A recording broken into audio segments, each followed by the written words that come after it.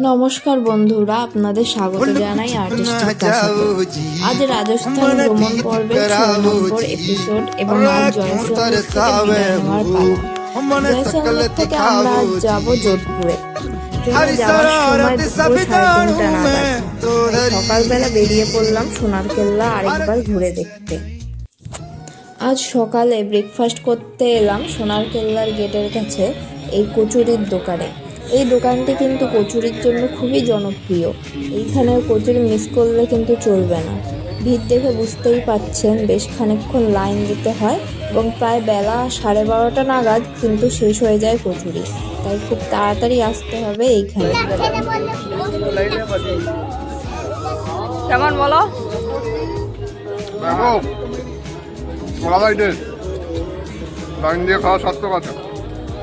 কচুরির পরে ট্রাই করলাম bread pakora. Already শেষ হয়ে গেছে সব এখানে।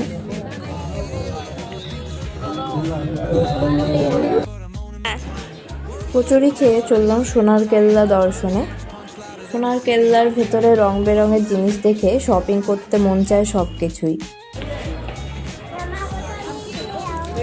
জয়সলমের থেকে কী কী জিনিস শপিং করা যায় সে সম্বন্ধে আমি আগের ভিডিওতেই বলেছি।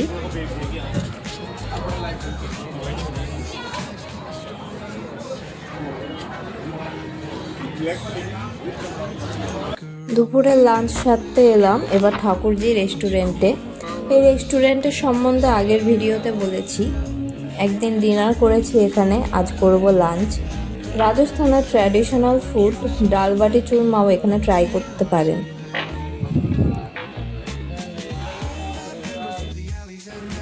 লাঞ্চ সেরে এবার হোটেল থেকে জিনিসপত্র নিয়ে চললাম স্টেশনের দিকে।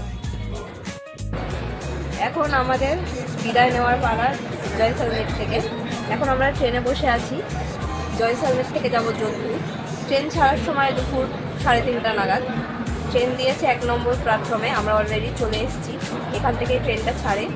তো ট্রেনে উঠে এখন বসে গেছি। এখন ট্রেনটা ছাড়ার পালা। ট্রেন ছাড়বে 3:30টায় আর যোধপুর নামাবে 8:30 পৌনে 9টা নাগাদ। তো দেখা যাক ট্রেন ঠিকঠাক যায় কি না, কোন সময় যায়। জয়সলমের ভ্রমণ আমাদের এখানেই শেষ। এরপরে যোধপুরের পালা। ট্রেনে যোধপুর যাওয়ার পথে আসে এই পোখরান। এই পোখরান স্টেশনে নেমে একটু ঘোরাঘুরি করলে কিন্তু দেখতে পেতে পারেন ময়ূর বা ময়ূরী। আমরা এই রেল লাইনের ধারে এই ময়ূরী দেখতে পেলাম।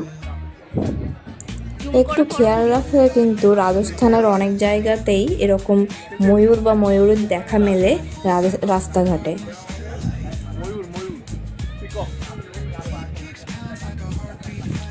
রাত প্রায় 8:30 নাগাদ আমরা এসে পৌঁছালাম যোধপুর স্টেশনে। যোধপুরে নামতে না নামতেই আবার শুরু হলো অটোওয়ালাদের টানাটানি।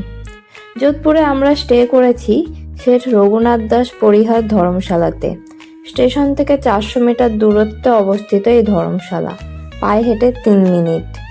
ধর্মশালাতে যেই রুমটি আমরা নিয়েছি সেটি ফার্স্ট ফ্লোরে। রুমের ভাড়া 700 টাকা। এখানে আপনি যেই সময় চেক ইন করবেন পরের দিন সেই সময় হবে 24 ঘন্টা বা 1 দিন। রুমে এসি, গিজার সব রকমের ব্যবস্থা রয়েছে, তবে রুমের সাইজ খুবই ছোট। অন্যান্য রুমের ব্যাপারে আমি বলতে পারবো না, তবে এই রুমটি কিন্তু সত্যি খুবই ছোট। গরমকালে এই রুমে থাকা হয়তো বেশ কষ্টকর হবে, তবে রুম কিন্তু খুবই পরিষ্কার পরিচ্ছন্ন। এখানে রুম বুকিংয়ের সময় আগে রুম দেখানো হয় না, তাই যেই রুম দেবে সেটাই পাবেন। ধর্মশালার গেট ওপেন হয় ভোর 5:30 এবং ক্লোজ হয় 10:30টার সময়। এই ধর্মশালাতে 3 দিনের বেশি থাকা চলে না। ধর্মশালাতে একটি সুলভ হোটেলও রয়েছে। তাছাড়া ধর্মশালাটি স্টেশনের একদম কাছে এবং অন্যান্য রেস্টুরেন্টও রয়েছে অনেক। ধর্মশালাতে 2500 টাকা দিয়ে আপনাকে ডিপোজিট মানি দিয়ে বুকিং করতে হয়। তারপর যতদিন থাকবেন সেই রেন্ট কেটে বাকি টাকা ফেরত দেওয়া হয়।